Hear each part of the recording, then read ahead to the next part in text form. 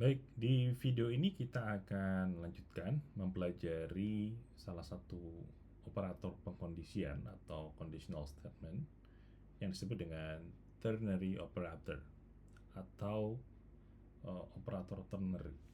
Dan ini merupakan bentuk shortcut dari statement if dan else, ya, if else.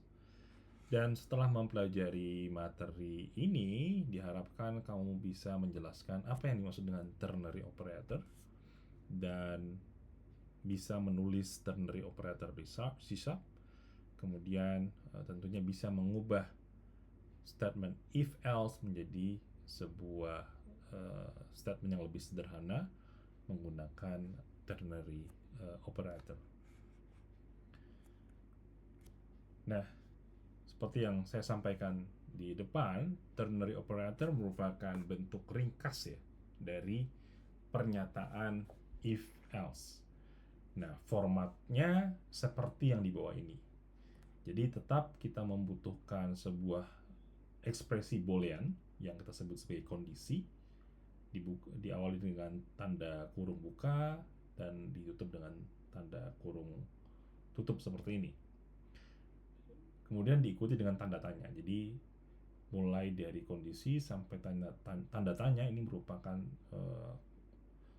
ekspresi yang akan coba kita evaluasi ya. Apakah nilainya true atau false.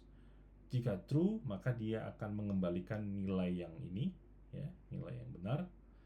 Jika tidak, maka setelah titik 2 dia akan mengembalikan nilai yang salah.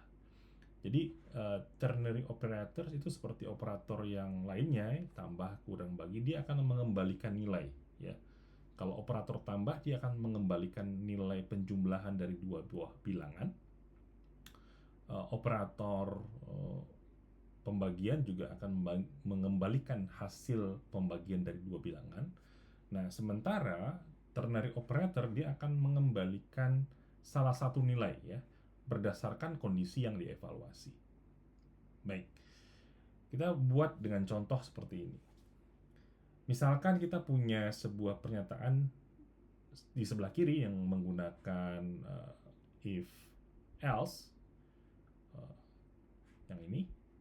Jadi kita mau membuat sebuah kondisi kalau nilai hasil besar sama dengan 70 maka lulus, kalau tidak maka tidak lulus. Nah, ini bisa kita ringkas ya, kita ringkas. Jadi kita buatkan versi ternary-nya. Jadi yang tadinya if kita pindahkan ke sini jadi score besar sama dengan 70, if-nya tidak ada.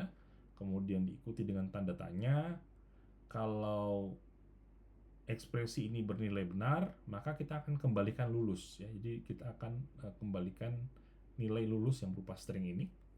Kalau tidak, kita akan kembalikan nilai tidak lulus.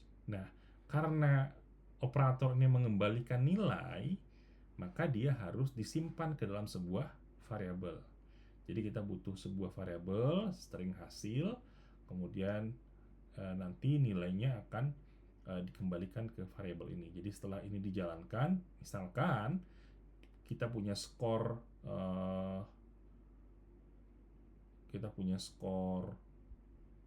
90 misalkan.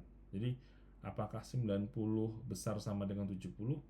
Ya, benar. Maka dia akan mengembalikan nilai yang ini. Jadi lulus ya. Jadi sekarang nilai string hasil itu sama dengan lulus. Kalau kita ganti skornya menjadi 60, maka ketika kita evaluasi 60 apakah besar sama dengan 70? Tidak.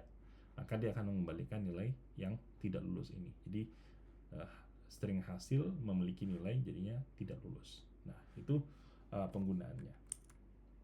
Nah, sekarang coba teman-teman sekalian tebak ya. Kira-kira nilai dari string status ini apa setelah baris 2 ini dieksekusi. Jadi kita punya umur sama dengan 15. Ini adalah ekspresi boolean yang akan dijadikan sebagai kondisi. Dan ketika ini dijalankan hasilnya apa, kemudian nanti pada akhirnya status ini nilainya apa ya. Di stop dulu videonya, coba pilih jawabannya apakah dewasa atau anak-anak.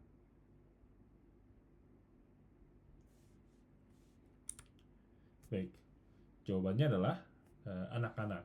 Karena ketika kita substitusi 15 ke umur, apakah 15 besar sama dengan 18?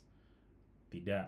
Berarti dia tidak akan mengembalikan nilai yang dewasa, dia akan mengembalikan nilai yang anak-anak. Jadi string status itu nilainya adalah anak-anak ya, ketika umur sama dengan 15. Nah, ini yang perlu teman-teman perhatikan ketika menggunakan ternary operator.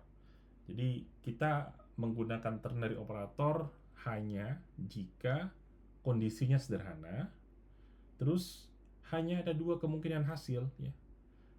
Dan yang ketiga, kita ingin menulis kode yang lebih ringkas. Dan sebaliknya, jangan gunakan ternary operator jika logikanya rumit ya. Kondisinya lebih dari dua yang dibandingkan, kemudian lebih dari dua kemungkinan tadi ya, kemudian menyulitkan dalam pembacaan kode. Jadi ini yang perlu diperhatikan ketika kita ingin memilih apakah menggunakan ternary operator atau tidak. Nah, cukup untuk penjelasan tentang ternary operator. Setelah ini ada beberapa pertanyaan yang harus teman-teman jawab. Dan di video berikutnya kita akan membahas tutorial bagaimana membuat sebuah program sederhana dengan menggunakan ternary operator.